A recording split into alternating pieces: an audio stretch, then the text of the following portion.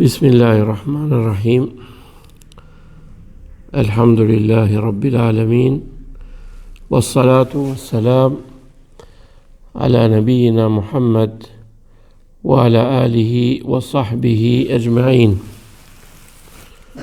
Të nderuar vëllezër dhe motra musliman, jemi në vazhdimin e mësimit ton të dashur, fragmente nga jeta e dërguarit Allahut sallallahu alaihi wasallam. E lutim Allahun e madhëruar që të na japi sukses të jemi sa më të sakt në përmendjen dhe në kujtimin e historisë së pejgamberit sallallahu alaihi wasallam, në mënyrë që ta marrim shembull në jetën tonë dhe t'i thrasim njerëzit në këtë shembull kaq të bukur që është i dërguari Allahut Muhammed i biri Abdullahit sallallahu alaihi wasallam. Jemi në mësimin e 6 dhe kemi përmendur në mësimet e kaluara tema që lidhen me jetën e dërguarit Allahut sallallahu alaihi wasallam përpara shpalljes. Dhe kemi thënë që një nga ngjarjet që ndodhi përpara shpalljes ishte edhe ndërtimi i Kabës.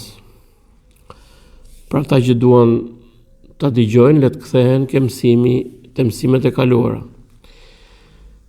Dhe në këtë moment i dërguari Allahut sallallahu alaihi wasallam ishte në moshën 35 vjeçare.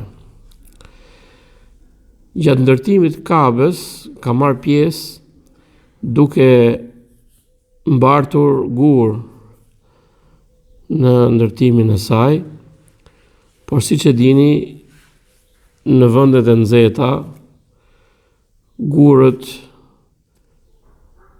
duke mos pasur rrobe të mjaftueshme, shkaktojnë shqetësim dhe dëmtim të lëkurës nëse ti në pjesën e sipërme nuk ke rrobe. Dhe për t'u kujtuar që gjendja në atë kohë nuk ka qenë si gjendja jonë, elhamdulillah, ku kemi rrobe aq shumë sa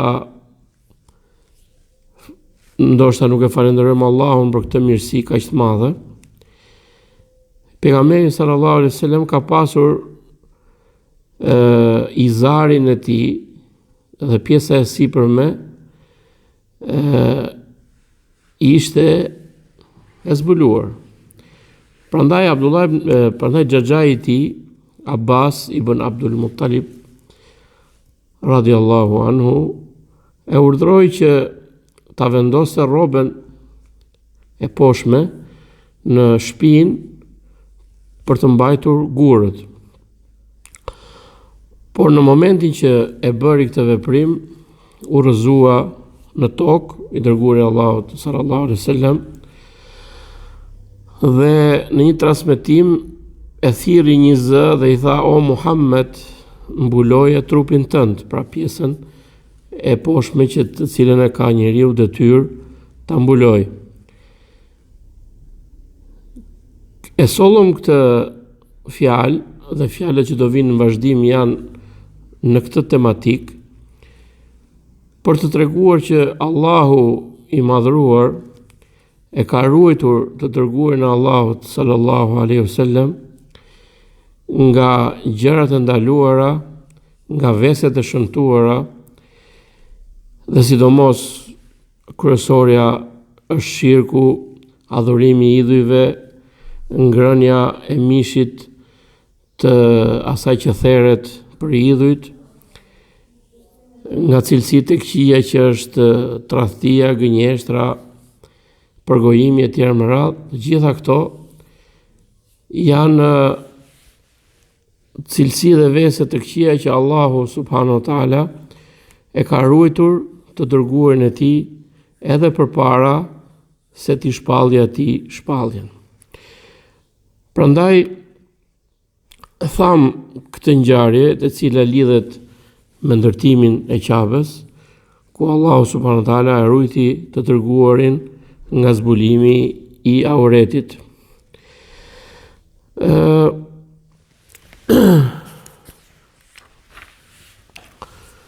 Pastaj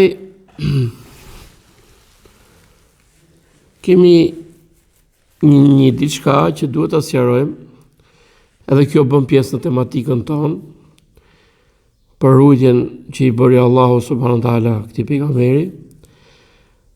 Kurejshët ishin fisi i cili kujdesej për Kabën. Ishin fëmijët e Ibrahimit alayhis salam, fëmijët e Ismailit alayhis salam. Dhe duke qenë se e kemi thënë që devijimi në fe, ai i pari që solli shirkun ishte Amr ibn Luay, e kemi thënë, atëre feja tek ata filloi të degradoi, pra me futjen e shirkut, po ashtu në fenë e tyre u futën edhe shumë bidate, pra shtesa. Kjo na tregon ne për rrezikshmërinë e bidatit. Prandaj çdo musliman dhe çdo muslimane duhet ta falenderojë Allahun e madhruar që ndjek me pastërti dhe me saktësi rrugën e Allahut dhe rrugën e dërguarit të tij sallallahu alaihi wasallam. Dhe të ketë kujdes nga devijimet që më kryesorët janë shirku dhe bidati. Dhe më pas këtyre dyave vijnë gjunahet. Dhe gjunahet pastaj janë gjunahet e mëdha dhe gjunahet poshtë të tyre, gjunahet e vogla. Nga të gjitha këto duhet të ruhet, por më parsore është shirku dhe bidati. Pra tham që kurejshët përveç shirkut shpikën edhe bidate. Dhe nga këto bidate që shpikën, ata e quajtën veten el-hums, pra njerëzit e fortë në fe. E quajtën veten të tillë, sepse thanë që neve jemi ata që kujdesen për xhaminë e Allahut, ne kemi këtë status që ushqejmë haxhit kur vinë këtu dhe bëjnë pelegrinazh, dhe nga zbukurimi i shejtanit filluan të shtojnë gjëra, dhe nga ato është që ata e quajtën veten ndryshe nga njerëzit e tjerë, e quajtën ne jemi robët e Zotit, ne jemi ata që kujdesen për Kabën, jemi al-hums, e quajnë në gjuhën arabe. Dhe duke qenë se e dalluan veten me këto fjalë, filluan të dalluan veten edhe me vepra. Nga shariati i Ibrahimit alayhis salam në vizitën e haxhit, pra ku njeriu bën haxhin, adhurimin e haxhit, njerëzit shkojnë në Arafat dhe i lutën Allahut subhanahu wa taala në Arafat. Arafati nuk bën pjesë në territorin e Mekës. Territori i Mekës bën pjesë që quhet Muzdelife. Atëherë që ta dallonin veten këta persona që shpikën fenë e Zotit, tha ne jemi ndryshe nga njerëzit e tjerë dhe neve nuk shkojmë në Arafat, ne nuk dalim, ne arrim në Muzdelife. Atëherë këtu dallohet rujtja që Allahu subhanahu wa taala i bëri të dërguarit e tij edhe para shpalljes, që nuk veproi siç vepronin ata. Dhe transmetohet nga Ibn Hisaku në historinë e tij me zinxhir të saktë nga hadithi Jubair ibn Mut'im radiallahu anhu thot laqad ra'aytu Rasulallahi sallallahu alaihi wasallam wa huwa ala dini qawmihi wa huwa yaqif ala ba'irin lahu bi Arafat hatta yadfa ma'hum tawfiqan min Allah azza wa jalla.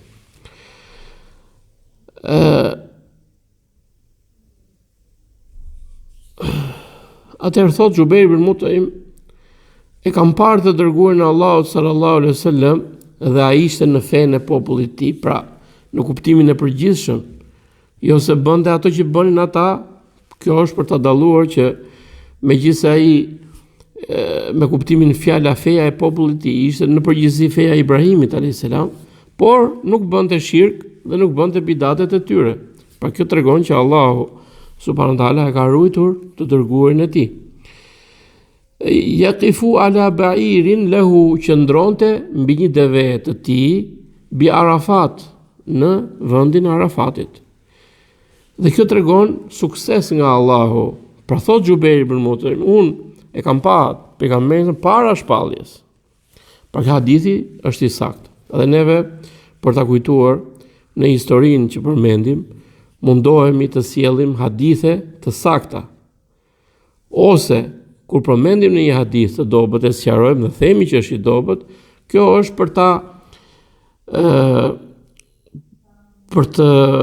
për të thënë diçka që është e verifikuar. Siç do përmendim më mbrapa një hadith që është i dobët, por se është e verifikuar kjo gjë me hadithet e tjera. Atëherë e tham pra që hadithin nga Jubair ibn Mut'im radiallahu anhu. Gjithashtu ka ardhur në Sahihain, pra në dy sahihet të Buhariu dhe ke Muslimi, nga po hadithi Jubair i ka thënë laqad adlaltu ba'iran li bi Arafa, më humbi një deve mua në Arafat.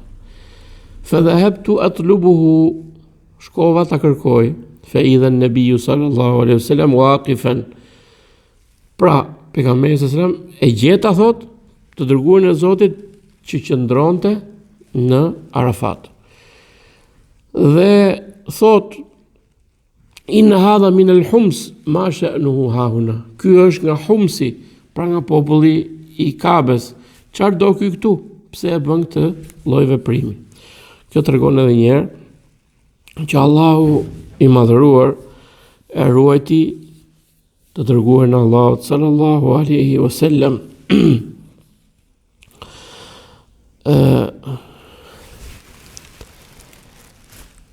Ju kujtohet që tek historia e Kabës, kur ishte puna e vendosjes së gurit të zi,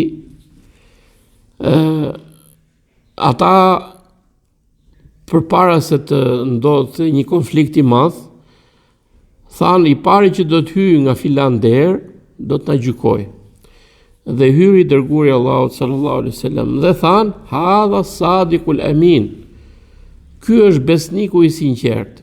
Pra e qonin të dërguarin e Allahut sallallahu alaihi wasallam banorët e Mekës, farefisi i tij, besnikun e sinqert. Me këto epitete e ka quajtur edhe armiku i tij në atë kohë, Ebu Sufjani, kur e thirri perandori i Bizantit Herakliu dhe i tha, a gënjen ai person? Ka gënjur më parë? Tha, jo. Si njihet ai ke ju përgjigj me përgjigje të saktë. Pra, cilësit e të dërguarit Allahut sallallahu alaihi wasallam përpara shpalljes ishin të njohura dhe askush nga arabët nuk i mohonte. Prandaj kjo tregon që Allahu i madhruar e ka ruajtur të dërguarin e Allahut sallallahu alaihi wasallam. Do të përmendim një hadith i cili është hadithi nga Aliu radiallahu anhu,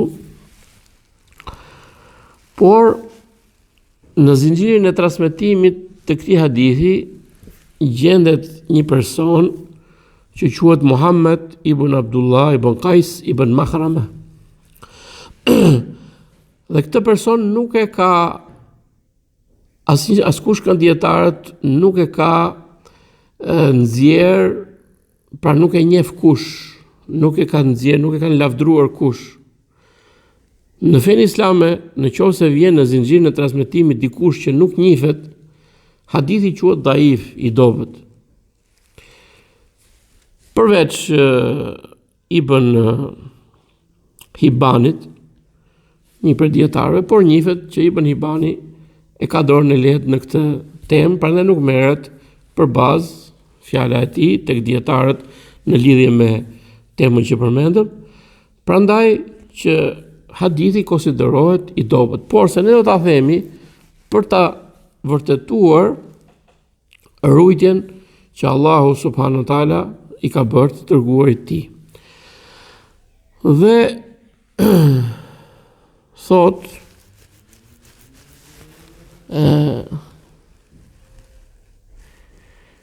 pra hadithi nga Aliu radiallahu thot, kam dëgjuar pejgamberin sallallahu alaihi wasallam i cili thot: "Ma hamamtu bi qabihin mimma yahummu bihi ahlul jahiliya." Pra unë thot nuk më ka shkuar mendja të bëj në një vepër që bëshin njerëzit në atë kohë, në kohën e ignorancës, vetëm se 2 herë.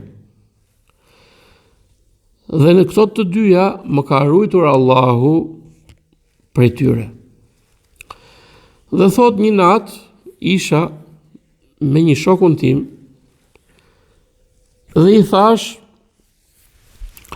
që të mjeruan të delet baktin time që kisha nga rrib, falni,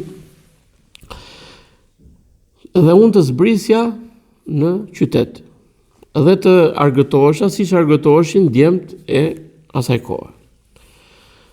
Dhe ai shoku im pranoi dhe unë zbrita, thot, dhe shikoj, thot, që kishte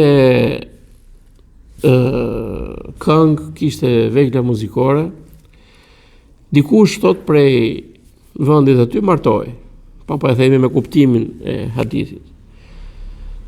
Dhe në momentin që doja dhe unë të shkoja me shokët, Allahu subhanahu wa taala më bëri që të më kapte gjumi dhe nuk më zgjuan thot vetëm se rrezet e diellit. Pra e kishte zënë gjumi dhe rrezet e diellit të ditës tjetër e bën që të shohej. Dhe u kthye dhe shoku e pyeti çfarë bëre mbrëm, dhe ai tregoi. Dhe e lanë që ditën tjetër do shkonte përsëri. Dhe po ashtu e zuri gjumi edhe ditën tjetër. Dhe thot nuk më ka shkuar më mendja për të bërë vepra, për të argëtuar siç argëtoheshin me veglat pra muzikore dhe me këngë dhe me këto që bënin njerëzit normalisht në atë kohë. Atëherë kjo tregon edhe një herë që Allahu subhanahu wa taala e ka ruajtur të dërguarin e tij nga gjërat e shëmtuara dhe nga veprimet që personi nuk lavdrohet me to, siç është pirja e alkoolit, siç është veprimi i gjërave që nuk përshtaten me robrit e Allahut. Pa kjo, siç e tham, kjo hadithi i cili transmetohet është zinxhiri, tham, personi është i panjohur, por e përmendëm për ta vërtetuar atë që ne e dimë me gjithë argumentet e tjera të shariatit, rujtjen që i ka bërë Allahu subhanahu wa taala të dërguarit të tij. Tani duam të sqarojmë diçka, sepse feja islame është përballur me të gjitha sulmet që janë bërë që në fillim të herës, që me mushrikët me mushrikët e Mekës, dhe në vazhdim gjithmonë ka pas jo besimtar, të cilët kanë sulmuar me dashakejsi fenë islame. Dhe një nga dyshimet që kanë hedhur njerëzit e bidatit, po ashtu edhe njerëzit që quhen orientalist ose musteshrikin, të cilët e sulmojnë islamin, e studiojnë islamin dhe e sulmojnë islamin. Po vihet re tek këta njerëz, vihet re dashakejsia. Nuk kanë mesatare. Nëse dikush do ta shikoj me gjakftotësi çdo temë që armiqtë e islamit e sulmojnë, do ta gjejë zgjidhjen. Dietarët i kanë dhënë përgjigje të gjitha pyetjeve që vinin nga jo besimtarët, ashtu siç vinin edhe nga njerëzit e bidatit. Dhe një nga dyshimet që ata kanë thënë tek ajeti ke surja Wadduha, surja Duha, thot wa wajadaka dallan fahada. Të gjeti ty dallan dhe të uzoj. Normalisht që interpretimet e njerëzve janë të ndryshme. Nëse do ta interpretosh keq, e interpreton keq. Në Kurani është zbritur në gjuhën arabe. Dhe fjala dal që përkthehet në një fjalë shqip për shembull i humbur, duhet shikuar në bazë, në origjinë. Fjala dal nuk ka vetëm një kuptim në Kur'an. Ka ardhur me shumë kuptime. Dhe shkurtimisht, ndoshta edhe ju lodh pak, por nuk e di se sa do ta arrij ta shpjegoj. Për shembull, në Kur'an fjala dalun është përmendur me disa kuptime. Kuptimi bazë, kuptimi kryesor i fjalës dalle është ndarja dhe largësia e madhe nga një diçka. Pra je i ndar dhe je i largët nga një gjë. Pra kur ti ndahesh nga një send ose nga një diçka dhe largohesh prej saj, vjen kuptimi i fjalës dalun. Pra nëse ti largohesh nga një vend, largohesh nga atë dheu jot, fjalë dalle, përdor fjala dalle, pra u largove prej saj. Kur ti largohesh një vepre, atëherë përdoret kjo folje përsëri. Pra, thamë dhe njerë që fjala dalal ka kuptimin e largësisë, mos prezencës, harresës, humbjes, e të gjitha këto janë brenda kësaj fjale. Tani do t'i kapim në disa ajete që të shikojnë që nuk e kanë të gjitha kuptimin që thonë orientalistët, që i dërguari Allahu ka qenë i humbur me kuptimin që ishte që adhuronte idhujt, ishte që bënte veprimet e idhujtarëve, pra ishte një lloj si populli vet. Pra kjo dashakësi e tyre në këtë ajet e shpjegojnë duke qenë se ka ardhur fjala dal, atëherë çdo gjë që bënte populli vet e bënte edhe Muhamedi alayhis salam. Kjo nuk është saktë. Pra kjo është dashakësi në shpjegimin e gjërave. Nga kuptimet e fjalës dalal, thot Allahu azza wa jall, wa qalu a idha dalalna fil ardi a inna la fi khalqin jadid bal hum bi liqa'i rabbihim kafirun. Ke sura Sejdë thot Allahu azza wa jall, than ata, Wa idha dalalna, nëse ne humbim, shpërndahemi në tokë, pra kockat e njeriut, trupi i njeriut, e tretet në tokë, shpërndahet. Pra këtë kuptimin a ne thot do të bëhemi në një krijim të ri, pra pasi trupi i njeriut të shpërndahet gjithandej në tokë. Vjen me fjalën dalal këtu. Pra nuk vjen me kuptimin humbje, siç e shpjegojnë, pra kuptimet e kësaj fjale vijnë të ndryshme. Kjo është kuptimi i parë. Një kuptim tjetër është në lidhje me idhujt, të cilat kur të vinë njerëzit në ditën e gjykimit dhe do shikojnë që idhujt nuk po i ndihmojnë. Ata që pretendonin që të ndihmojnë në këtë botë, do thotë wa dalla anhum ma kanu yaftarun. Dhe humbën nga ata të cilën ata gënjenin, pra u larguan në këtë moment idhujt, nuk i ndihmuan dhe nuk i bën dobi idhujtarëve. Këtu tek surja Jusuf e kisha më tepër për ta përmendur, që ndoshta është më e kuptueshme. Vëllezërit e Jusufit alayhis salam, kur e panë që babai i tyre e donte Jusufin dhe afronte afër tij, ata menduan që duke e bërë ai këtë veprim, atëherë ai u largua prej tyre. Ata ishin një grup fëmijësh. Dhe ju duk që kur afrimi i Jakubit alayhis salam me Jusufin kaq shumë, nën kuptonte që ai do largohej prej tyre. Pra kuptimi i fjalës dal edhe këtu. Dhe thanë: "Idh qalu la Yusufu wa akhuhu ahabbu ila abina minna wa nahnu usba inna abana la fi dalalin mubin." Thanë ata, Jusufi dhe vllai i tij, pra Benjamini, vllai më i vogël, është më i dashur ke babai jon se sa ne, dhe ne jemi grup i fuqishëm.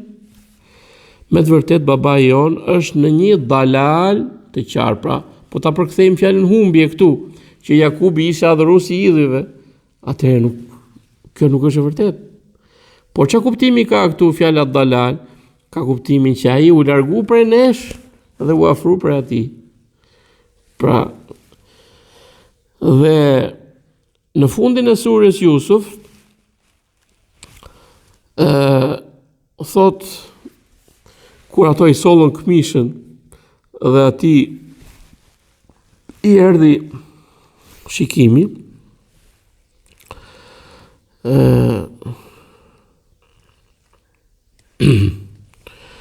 ولما فصلت العير قال أبوهم إني لأجد ريح يوسف لولا أن تفندون قالوا تالله إنك لفي ضلالك القديم. Kur u largua karvani, tha babai i tyre: unë ndjej erën e Jusufit, po mos më merrni për të matufosur. Than, betohemi në Allahun që ti je në humbjen tënde të vjetër. Çka kuptimi humbje? Ti je në atë që ke bërë, që u afrove afër Jusufit dhe na largove neve. Pra, me gjithë këto, e kisha pak të vështirë me u thënë në shqip të gjitha këto, por qëllimi i këtyre fjalëve është që në shpjegimin e Kuranit duhet të kthehet çdo njeri që do sinqerisht ta kuptojë Kuranin, duhet të kthehet në gjuhën arabe, dhe duhet të kthehet në komentimet që i është bërë Kuranit saktësisht. Nëse do dali dikush sot do ta komentoj Kuranin si ti doj qefi, ka plot, por ama përpara Allahut ai është gënjeshtar. Prandaj fjala që thon orientalistët që Muhamedi alayhis salam ka qenë i humbur si populli i tij, edhe adhuronte idhujt si populli i tij dhe bënte gjithë ato veprime, kjo është gënjeshtër, sepse kuptimi i fjalës që ajeti i surës Duha, dietarët e kanë komentuar në 3 shpjegime. shpjegimi i parë, ti o Muhammed nuk njihje, ishte i panjohur, nuk njihje ligjet e Allahut, nuk ishe njohuri nga librat e mëpërpashëm, nga sheriati i Allahut i mëpërpashëm, nuk ishe njohuri. Pra ishe larg kuptimit dhe larg njohjes së shpjegimeve të mëpërpashme. Kjo është kuptimi i parë dhe është kuptimi ndoshta më i saktë. Kuptimi i dytë i këtij ajeti është që ti ishe në një popull të humbur që ishe larg të vërtetës. Pra kthehemi prap ke kuptimi bazë. Dhe Allahu të udhëzoi ty. Pra ishe në një popull i cili ishte në këtë gjendje. Po kjo nuk do të thotë që Allahu subhanahu wa taala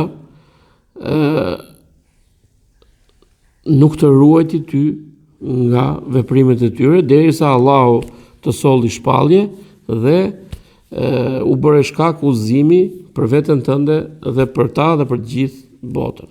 Dhe kuptimi i tretë është që kjo ka ndodhur me të vërtetë, ku i dërguari Allahu sa ka qenë i vogël, humbi një herë me gjyshin e tij në një nga luginat e Medinës derisa e gjetën. Pra, këto janë tre kuptimet që dietarët e tefsirit i kanë dhënë këtij ajeti. Prandaj kthehemi prapë tek tema jonë që i dërguari Allahu sallallahu alaihi wasallam duke u bazuar në argumentet e sakta ka qenë i ruajtur nga çdo gjë e keqe në të cilën kishte rënë populli i tij. Tani në pjesën e fundit të mësimit duhet të përmendim një burr me gjithë kuptimin e fjalës, i cili në një hadith që dietarët e kanë bërë hasan, pra është i pranueshëm i mirë, është për banorëve të xhenetit. Dhe ky quhet Zeid ibn Amr ibn Nufail. Ky burr nuk e ka arritur shpalljen. Kanë qenë disa persona në Mekë, nuk më kujtohet numri sakt, ndoshta 4, 5 apo më shumë, por do përmendim dy prej tyre. I pari është Zeid ibn Amr ibn Nufail, i cili është babai i sahabit të nderuar Said ibn Zeid. Dhe Said ibn Zeid është nga 10 sahabët e përgëzuar me xhenet. Ky burr kishte aq burri dhe aq sinqeritet, aq trimëri, sa që i kritikonte idhujtarët. Imagjino në atë kohë të bësh kritika kaq të mëdha dhe për tyre ka vujtur edhe ofendime, edhe dhunë, edhe largim e tjerë më radhë nga familjarët e tij, por ai nuk pushonte dhe nuk ndalonte dhe i kritikonte njerëzit në atë kohë dhe i thoshte feja juaj nuk është më feja e Ibrahimit. Si mund të jeni ju dhe të pretendoni që jeni në fenë e Ibrahimit kur ju adhuroni idhujt? Dhe ka transmetime të sakta siç ka ardhur e ka sjell Imam Buhariu në librin Sahih me statusin muallak. Muallak është në terminologjinë e hadithit, hadithi i cili nuk përmendet fillimi i zinxhirit, i pari, i dyti deri edhe në fund. Dhe me këtë e ka sjell Imam Buhariu dhe ka thënë që Zeid ibn Amr ibn Nufail pasi u përpoq të gjente fenë e Ibrahimit a.s. u udhtoi deri në vendet e Shamit, vendet e lindjes mesme, dhe me të ka qenë dhe Waraka ibn Naufel, i cili po ashtu nuk pranoi që të adhuronte idhujt dhe u bë nga feja e nesarave. Normalisht, edhe për të ka hadithe që tregojnë që ka shpëtuar, Allahu qoftë i kënaqur prej tyre, dhe por se Zejdi nuk pranoi. Tha unë dua fenë e Ibrahimit a.s. Dhe tregohet që ai ka shkuar në Sham dhe ka pyetur për fenë e drejtë një nga jehudët, dhe ai ka thënë ti nuk do të bëhesh në fen ton derisa të marrësh një pjesë nga zemrimi i Allahut. Ka thënë unë nuk marr nga zemrimi i Allahut asgjë, unë nga kjo po friksohem. Dhe i ka thënë ajo që ti po kërkon është feja e Ibrahimit. Dhe thot, unë nuk njoh dikë që ta ndjeki këtë fe, prandaj ktheu ke vendi jot, sepse ka ardhur koha që do të vijë një i dërguar. Po ashtu pyeti edhe popullin që ishin nasarat, nazaretasit, dhe ato i dhanë po të njëjtën përgjigje. Dhe ky person i qortonte banorët e Mekës dhe i thoshte mirë për ju. Allahu e ka krijuar baktin. Allahu i zbret shiun. Allahu e sjell ushqimin për to. Dhe ju e therrni jo për Allahun, e therrni për idhuj, për dikë tjetër. Betohem o njerëz që nuk është në fenë e Ibrahimit sot askush përveç meje. Pra ky ishte Zeid ibn Amr ibn Naufel. Dhe nga fjalët e tij që thoshte Ilahi, ilahu Ibrahim, wa dini, dinu Ibrahim. I adhuruari im është i adhuruari Ibrahimit dhe feja ime është feja Ibrahimit. Dhe nga fjalët e tij ishin lebejke haqqan haqqa, ta'abbudan wa riqa, البر أرجو للخالة هل مهجر كمن قال هل مهجر كمن قال. Thoshte të përgjigjem o Allah me të vërtet, i robëruar dhe i nënshtruar, të mirën, veprën e mirë kërkoj dhe jo mendimadhsinë. A është kulmi i nxehtësisë si freskia? E thoshte si poezi këtë fjalë, pastaj binte në sejdë Allahut subhanahu wa taala.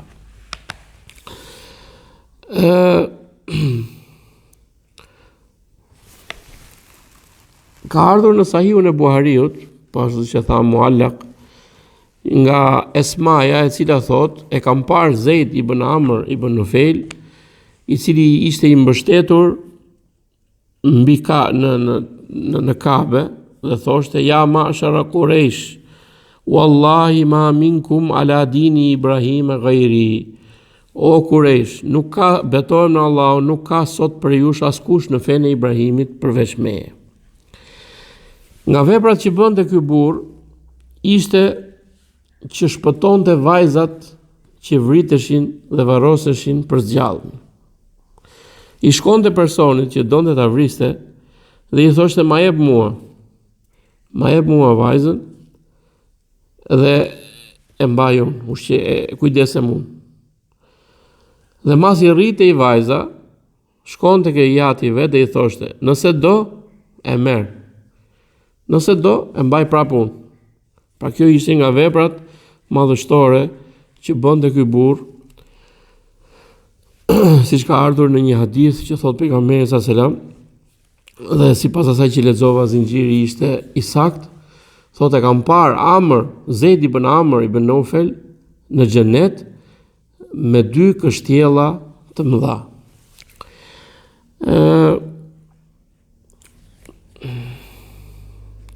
Është pyetur pejgamberi sallallahu alaihi wasallam për këtë burr dhe ka thënë: "Yub'athu yawma al-qiyamati ummatan wahdahu." Ky do të ringjallet në ditën e gjykimit si popull më vete. Në një transmetim mes meje dhe Isait alayhis salam, ky do të ringjallet si kur me qenë popull më vete. Kjo tregon edhe një herë që idhujtarët e Mekës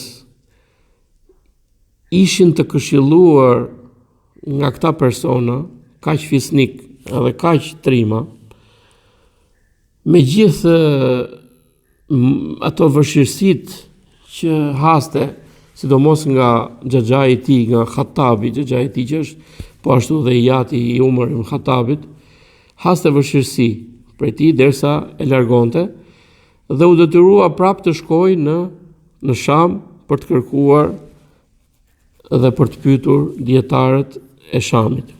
Në një ngjarje që duam ta themi këtu, që ka ardhur në disa transmetime,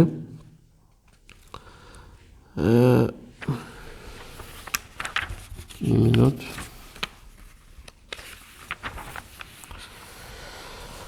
Atëherë thot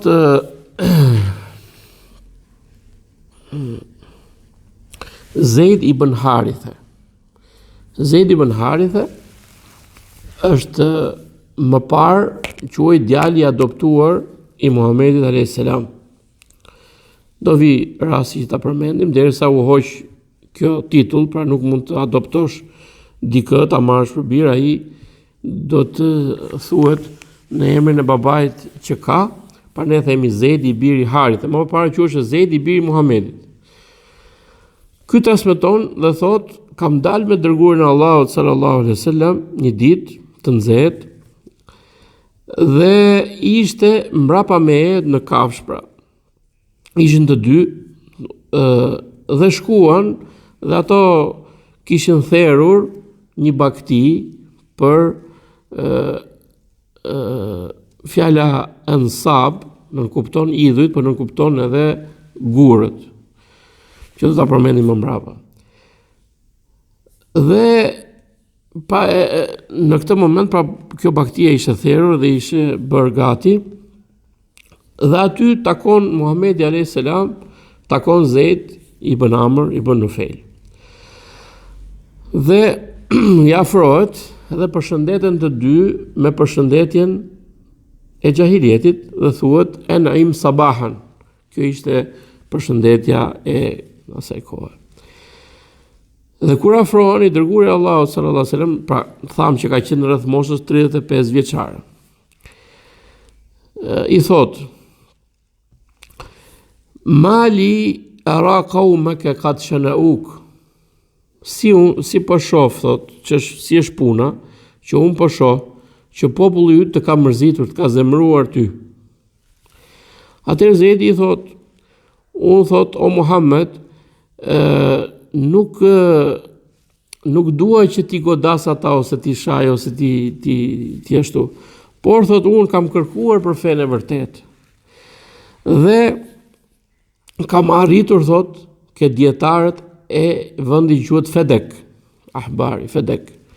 Fa wajadtuhum ya'budun Allah subhanahu wa yushrikuna bihi. I gjeta ata, pra, jehudët, që adhuronin Allahun dhe njëkohësisht bënin shirk. Dhe thash, kjo nuk është fe. Pra Zeidi i thot Muhamedi alayhis salam këtë fjalë. Pastaj dola për të kërkuar fenë e vërtetë, thot, derisa pash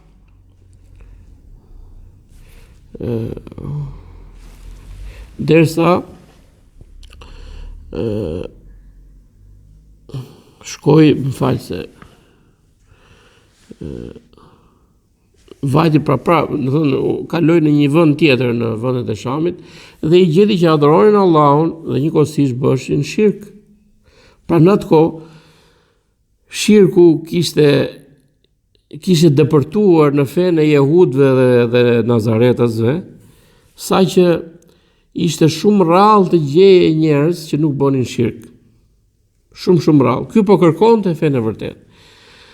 Dhe duke kërkuar, i pa në disa vende që e bëshin këtë gjë, dhe adhuroshin Allahun, por bëshin edhe shirk.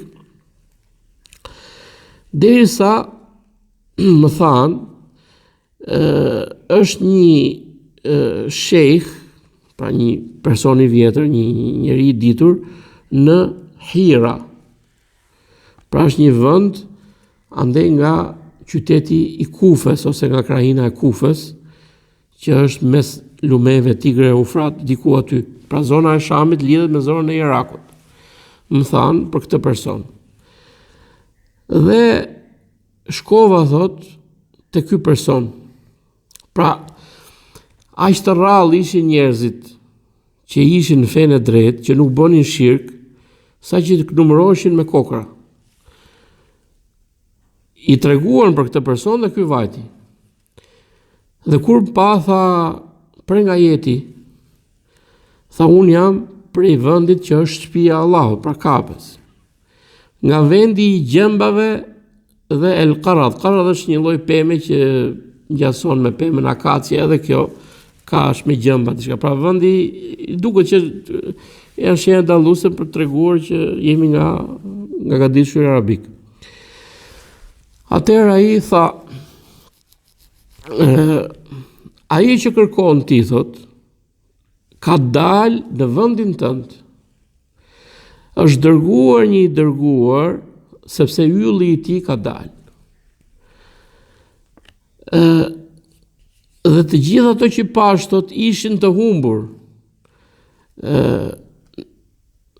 Pra prej këtyre jehudëve dhe të krishterëve dhe adhuruesve të idhujve, por thot, ky e këshillon që të kthehet në Mekë.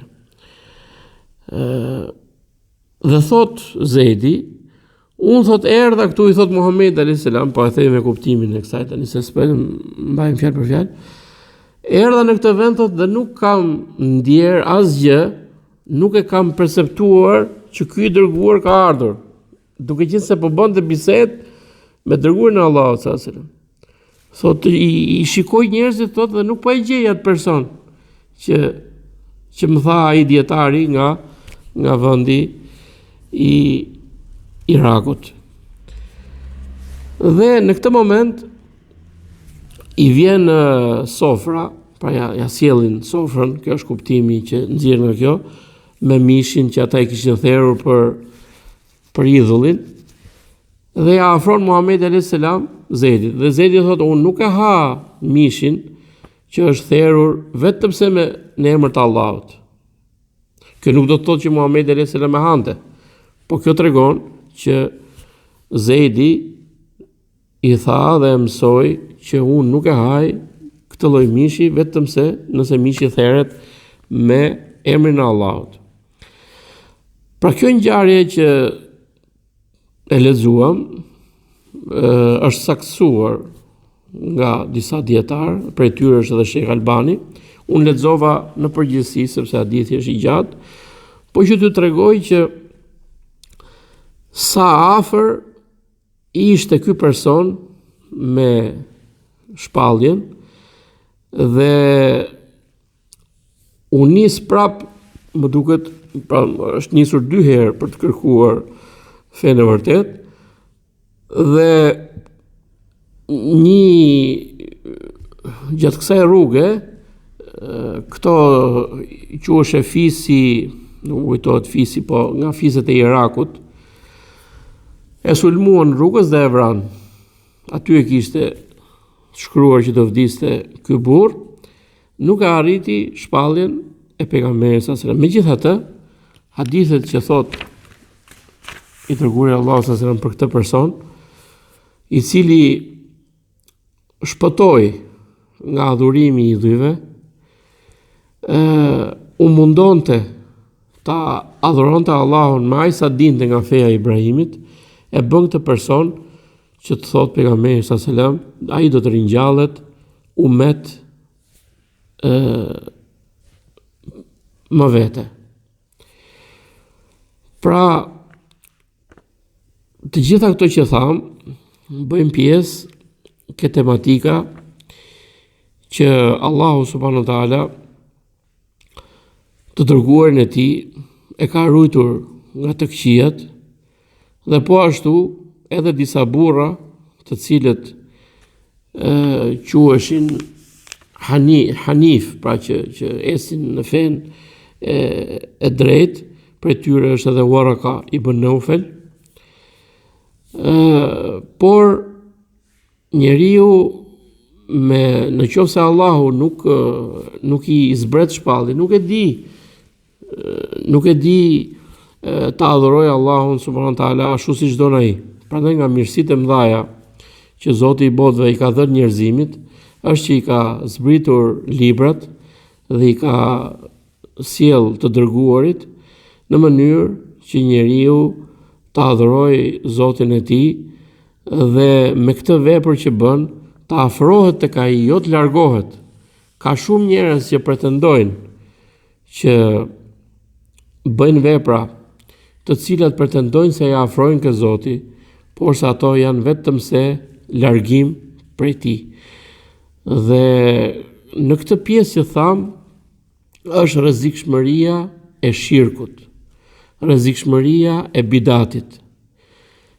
Këto janë ato smundjet e mëdha që e shkatrojnë fen e Allahut.